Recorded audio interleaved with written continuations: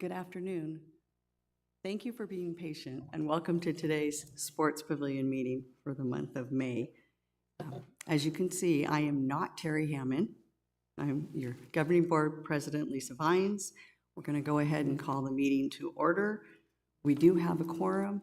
We are missing two directors, I guess.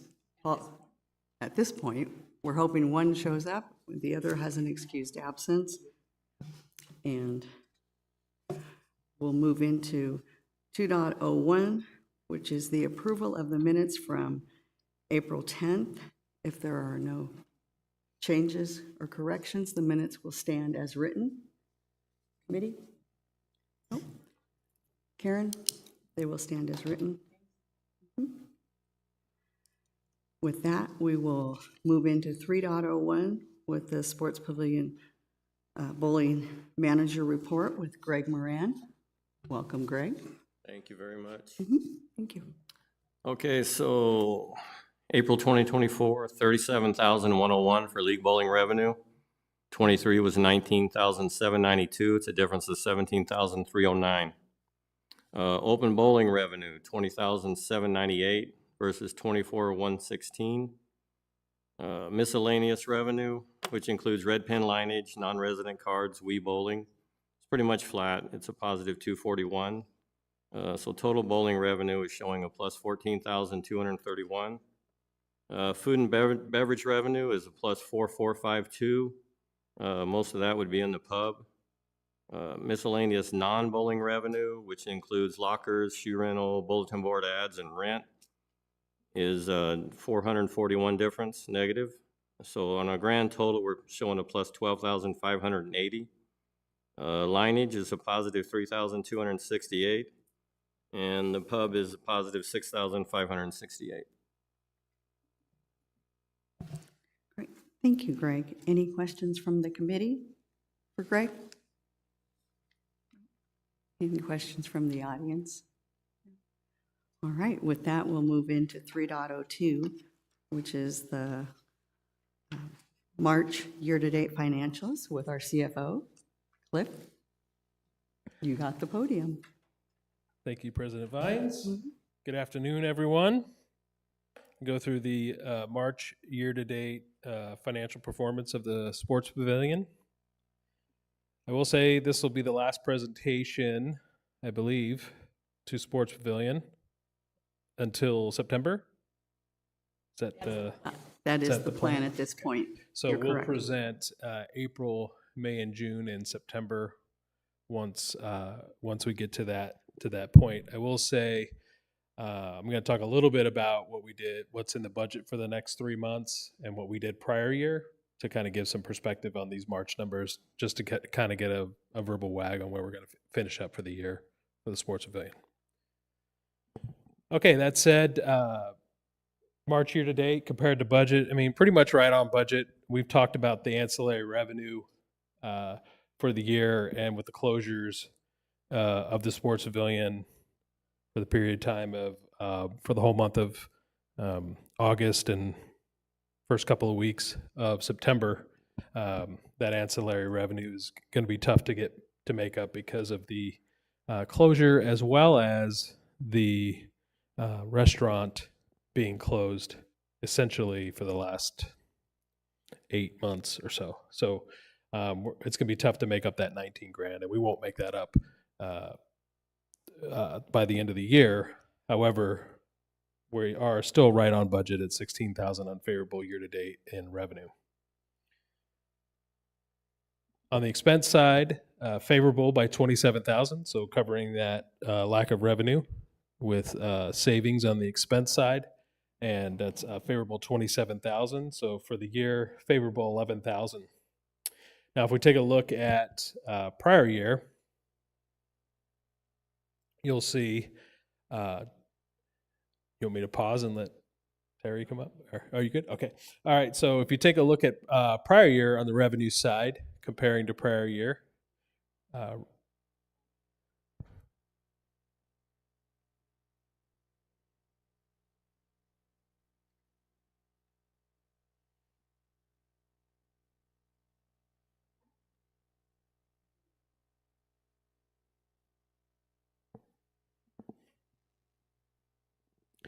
Lisa didn't want you to beat her record, so she took it really slow in the first part of this meeting, by the way.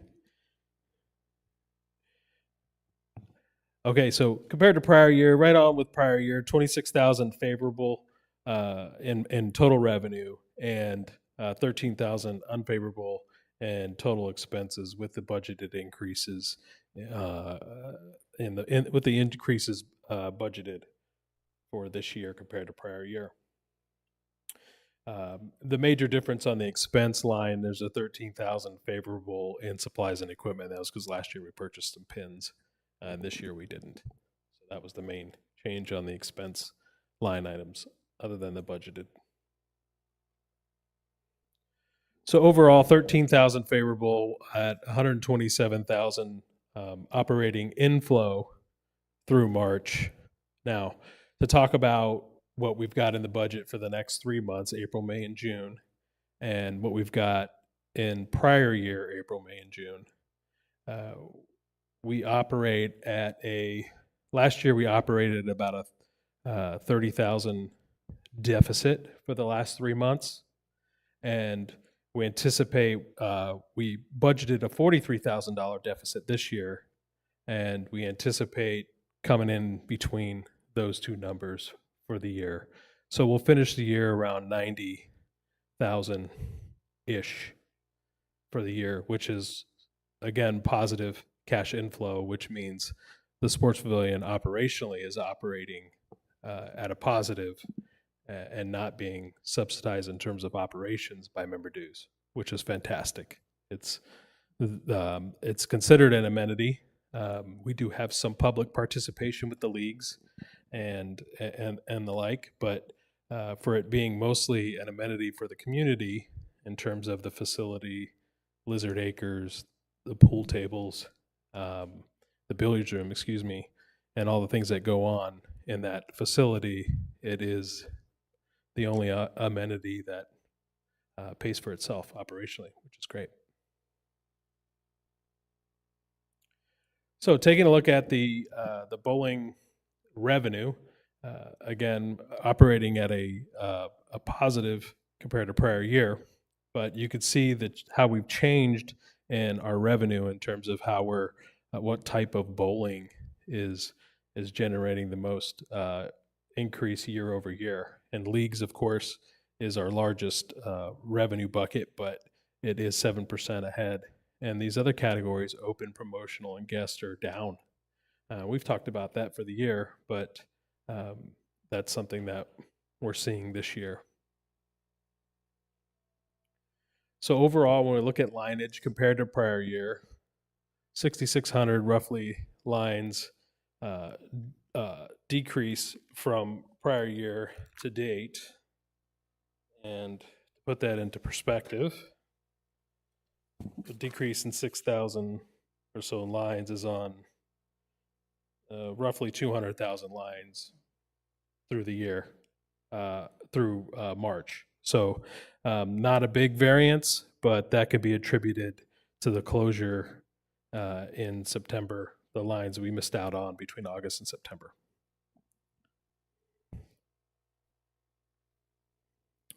And that concludes my financial presentation. Questions?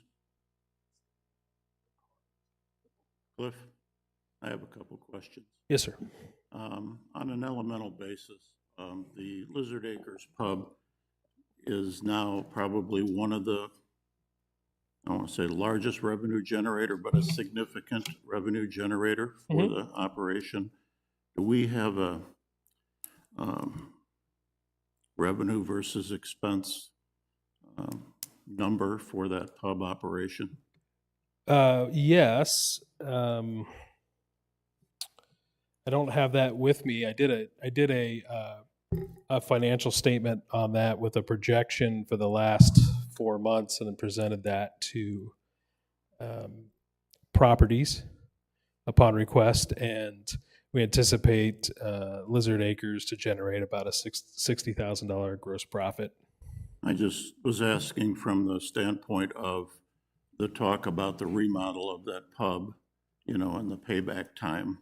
Yeah. generating enough money to pay back that money, because you have people out about town talking about it's going to take 10, 20 years to recover that money, which is ridiculous, but want to make sure that it's also publicly known that that is a revenue generator, and it's important.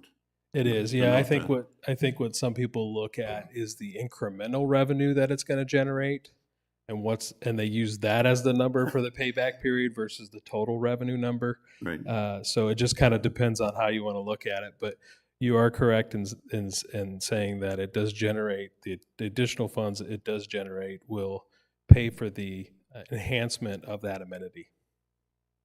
Yeah, the incremental part's speculative. I don't think you could necessarily guarantee an incremental increase in business, but I'm looking at it more from the standpoint, Carl and I talked about it extensively. Some of the things like the ventilation in there, we've had some people attend Friday night events that got dizzy and because it couldn't breathe. We've got elderly people hauling stuff in there during operation, and the possibility of back injuries, that kind of thing. So we need coolers, we need ice, that kind of stuff. So, and Absolutely. I just want to throw it out here so that publicly it's being talked about. It's not an expense to the community. It's actually a revenue generator that is generating enough money to pay for that expense. Absolutely. Joe? If I can hitch a car to that train, and at the risk of asking you to do more work, I would propose that that financial breakdown that you said you created be part of your monthly presentation going forward to this committee. Excuse me. Yes, they've always presented the revenue in the operations report, but happy to put that together. We have FTEs and we have, it's hard to do utilities and things like that, but hard costs, certainly cost of sales and sales revenue with labor. Thank you.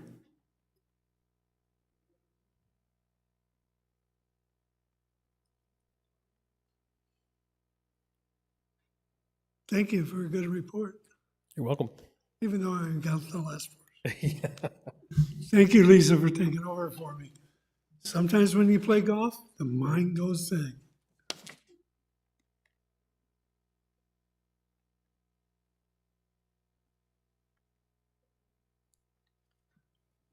Gonna do an upgrade on Lizard Acres? Yes, sir. Okay, I don't really have much to talk about design-wise or anything like that, but to really catch you up to date of what we're facing with Lizard Acres Pub. One, next week is the hopeful approval of that project and the governing board's decision to approve our budget. So that's step number one. Step number two is our July discussion on minimum wage increase. This is one of the projects that's caught up in the compilation of things to possibly overcome a minimum wage increase ballot. So July we'll find out if it's even going to move to November. If it does not, then I can start proceeding with the process of continuing getting that project into reality and find a date to start it within the 24-25 budget year. If it is a ballot reality in November, our question is it going to pass or not? So if that becomes a ballot and it does not pass, again, I get to go to do work and get it on for the spring of 2025 at some point. And if the ballot passes and we have an impact to minimum wage, the project will be canceled until further notice in a future budget. So that's the reality of the Lizard Acres Pub. I'm hopeful that this ballot doesn't happen and we can move forward. And if I find that out in July, then I will reactivate the architectural and engineers portion of this.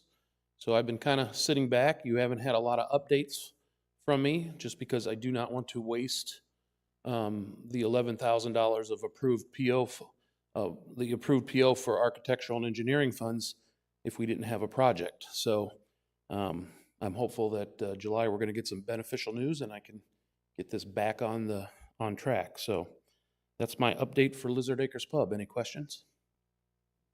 Yes, is it possible to break that project into tinier pieces so that if the entire project, let's say, didn't get approved, at least a portion of it would, like, say, the ice machine that desperately needed there, or the beer coolers that are desperately needed, or the ventilation system that may not, that has to be approved whether we do the pub or not?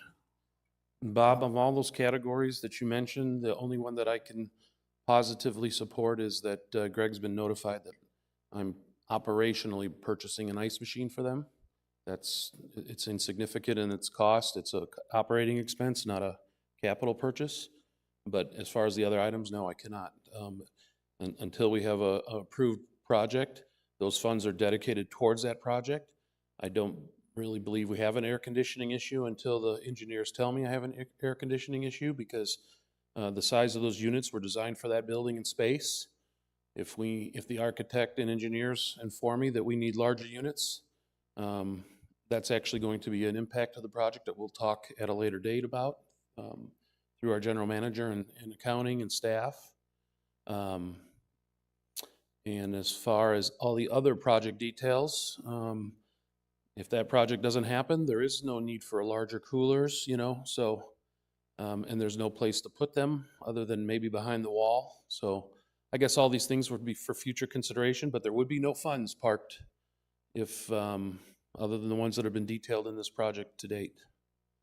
So minimum wage is a big consideration on this and a few other projects around the community. So wish I had a better answer.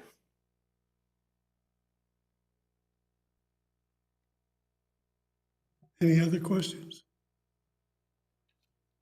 Any questions from the audience? Hearing none, let's move on. 4.02, we have Pete's Cafe update.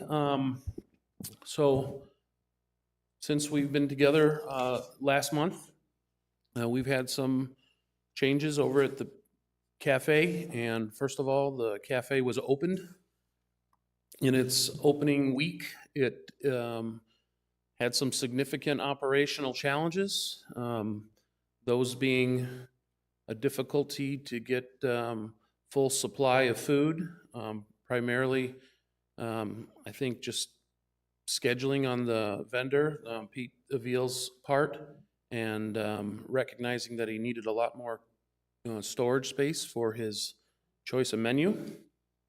He had some staffing issues where he had a new lineup of staff to support the opening. Some did not show up at all. Some needed additional training and were definitely challenged by having to work multiple shifts to help the owner out. So the first week was rough. They had some failures in their POS system from a printer going down and not having a backup. But Pete was great in communicating these issues with us, in fact, immediately. So over the weekend, he reached out to both myself and Russ Boston.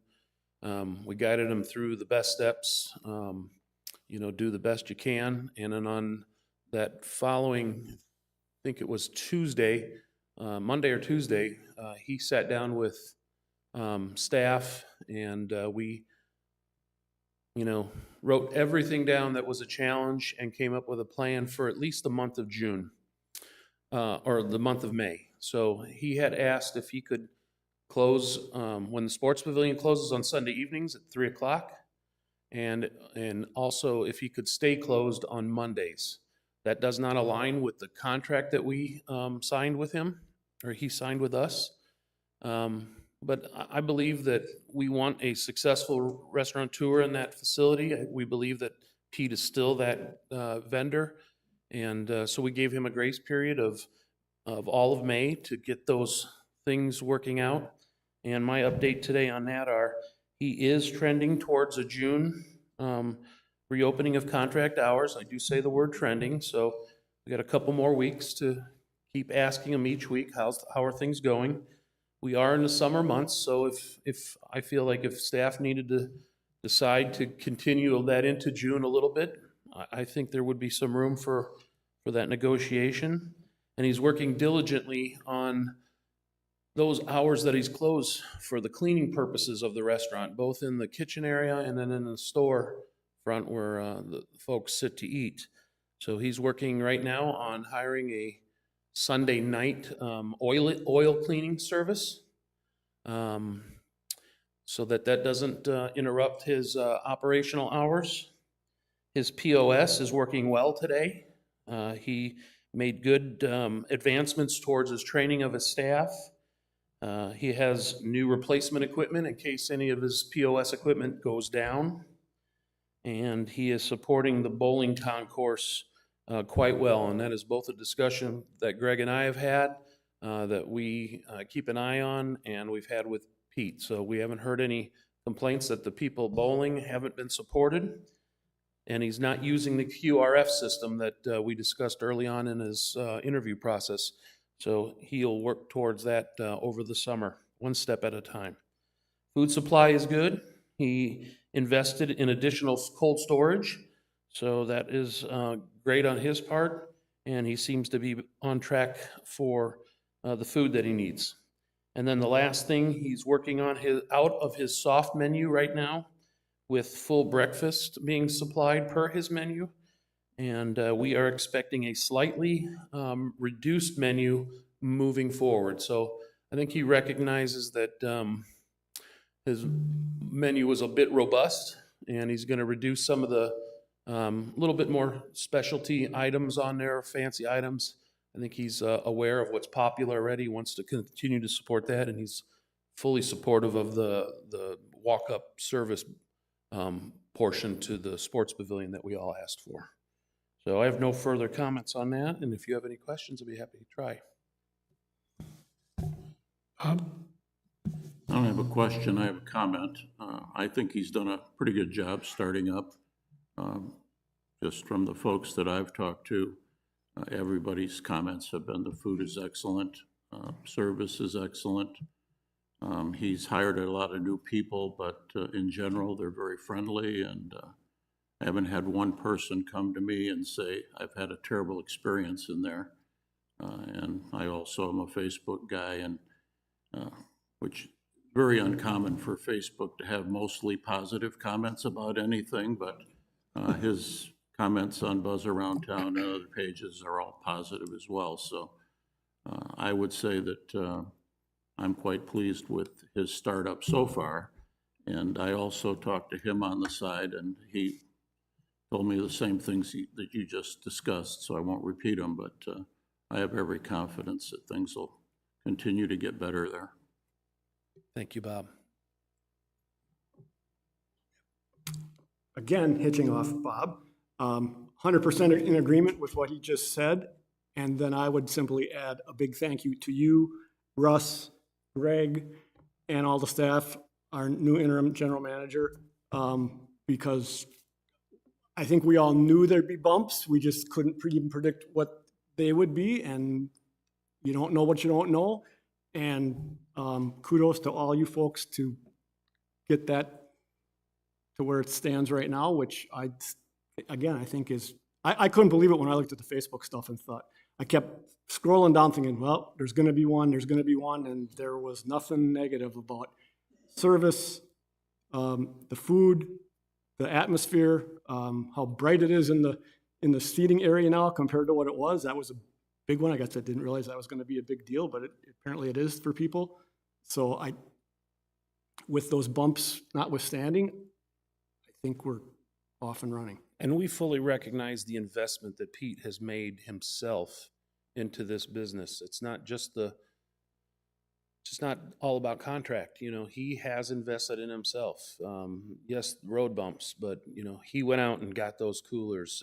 He's worked with Russ very closely on anything that the, food inspection system from Maricopa County and fire department have thrown little challenges that we are not aware of, but exist, and that exists for every, restaurant. Man, he has risen to the occasion every time, so I take my hat off to him, and we want to work with him to be successful. We do not want to be in the restaurant business, so. Any other questions? Any questions from the audience?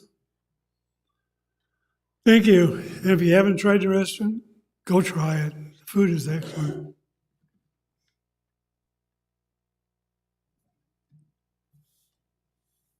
.03 strike zone discussion. I had this one put on there just so we get something in the minutes for, not for this committee so much, but maybe for next year's committee.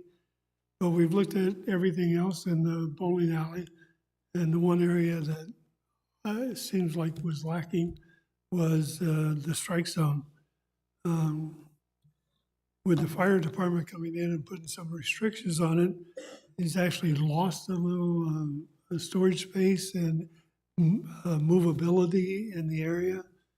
So my thing is, I think if we could find some room to maybe expand his area, maybe we should look at that for next year. And I just kind of wanted it open for discussion. So if you have any opinions, I'm willing to listen. None at all? Okay, Bob. As a frequent customer of the pro shop, I would agree that it's quite cramped in there. It's smaller than most pro shops in most bowling alleys. However, with that said, I also believe that with a little bit of housekeeping and reorganization and maybe cleaning up of that shop, he may be able to create a tiny bit more space, but he's got lots of junk stacked around in there. Just having a long rectangular footprint for that type of business is not ideal. Normally you'd have your drilling equipment in one area and then your retail in another area. And that's where it's lacking, I think. But if the back end was managed the way the front end is being currently displayed, I think he would maybe have a little more space. Thanks for your views. Anybody else? Well, I just wanted to put it in the minutes, and maybe this committee can look at it. Yes. Terry, Greg and I spoke, and we're going to do a thorough walkthrough. I know that staff has done a thorough walkthrough of that facility because over the last few months, we've had a new safety coordinator that works for us, and we've had to do some minor cleanups just to keep everything in compliance for the rec centers. There's not a lot of expansion room. There is the area where the darts used to be between the billiards entrance and that wall. So, I don't see the availability for expansion into the concourse area being an option. So the rectangle might get bigger, but I do believe that Greg and I walking through that area with the owner, that maybe we can also find some efficiencies of cleanup and see what we can bring back to the table in September. Thank you. You're welcome. It's an area that a lot of people like to go into, and it just seems to really be crowded at times. I'm not talking about where he drills the ball so much, but out where the customers are. Okay.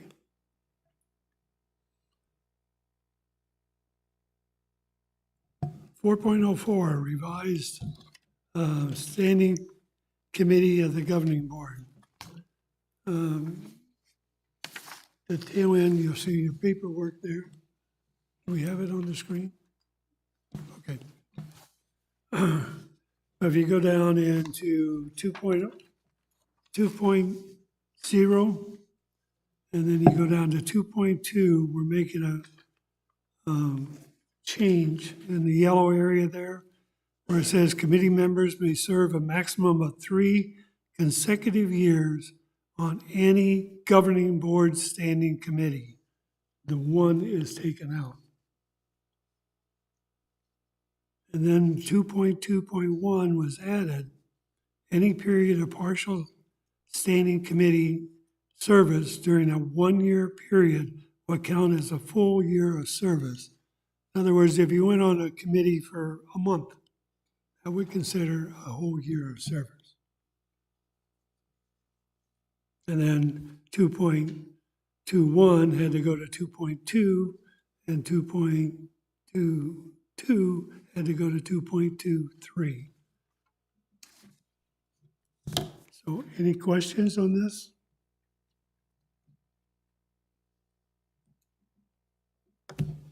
Yeah, Bob. Not really a question, more of a comment. I would like to see, and maybe you guys have already talked about it, I don't know. I would like to see a committee member not serve a one-year term. Maybe the terms become 2 or 3-year terms to start with, so that you ensure or guarantee that continuity on a particular committee. But just I believe in all our standing rules, it says that a committee member serves for 1 year. And then that committee is disbanded, the new person comes in, new people can apply for that committee, and then a new committee is formed.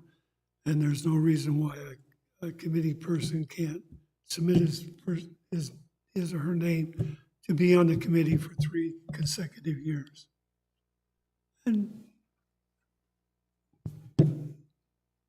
that seems to have been working for a long time.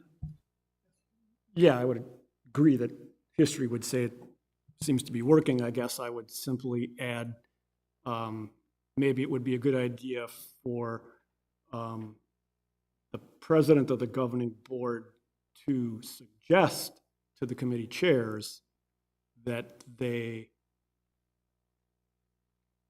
give some credence to that idea of continuity. In other words, picking 1 or 2 committee members from the prior year, as opposed to 7 to 9 completely brand new people. Well, the president tells us a lot to do now, so. Thank goodness she supports us too. I think most people, when they come in as chair, they want to bring on other people that have been there for the continuity of the committee. It's just like the board. It's nice to have some new come on, but it's nice to have some new stay on there too. So you had that continuity and some of the history of what has happened in the past. I think most chairpersons do that. I just made the comment from the standpoint of, I'm a new year, this is my first year, and it takes 2 to 3 months just to figure out what's even going on the committee, and then a meeting or 2 gets canceled, and before you know it, there's 2 meetings to go, and you're left in limbo. Am I going to be on the committee again or not? You know. So knowing that I would be on the committee next year would be nice to know without having the limbo period. I can understand that.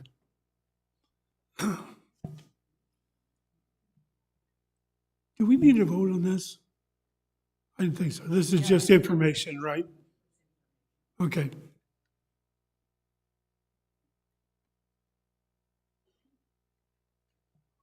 Well, it looks like Lisa covered everything, and I got a little bit at the end. I'm sorry. Got done with golf, and mine went blank, man. So, directors, I'll call for any comments. I'll start over here with Ron. Just one, is this next committee meeting in June going to be on for sure? I don't see any reason to have a meeting in June unless you guys, unless any of you members, no, I would say the June meeting is called, canceled, okay?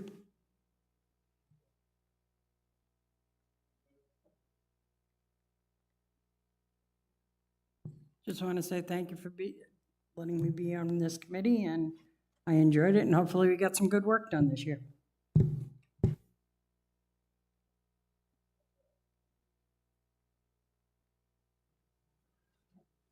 Well, it was a pleasure for me to be back on the board again, and especially back on this committee again. Thank you, Lisa, for covering for everything. And, yep, We have one comment online if you want me Oh. to read it.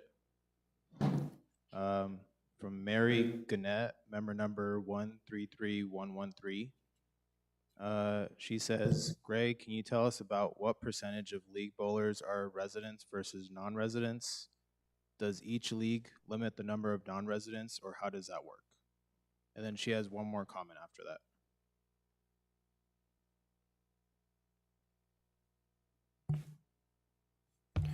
Residents are considered first for open spots and leagues. I don't have an exact percentage on me right now. We can look into that. But before non-residents are taken, we do take residents first. And then she has one more. Can we try to reduce a few leagues, just a few lanes during the winter to allow residents some lanes for open play? I know there are hours available, but mostly very early AM.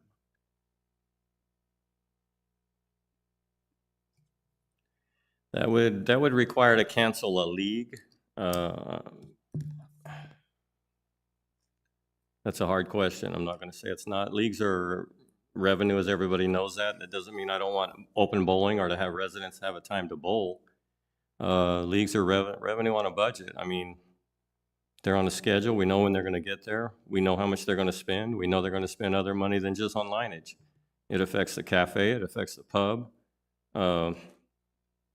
We do our best to have open lanes as much as possible. Ideally, I'd like to have more lanes. I know that's not going to happen. We do the best we can to have as many open lanes as we can.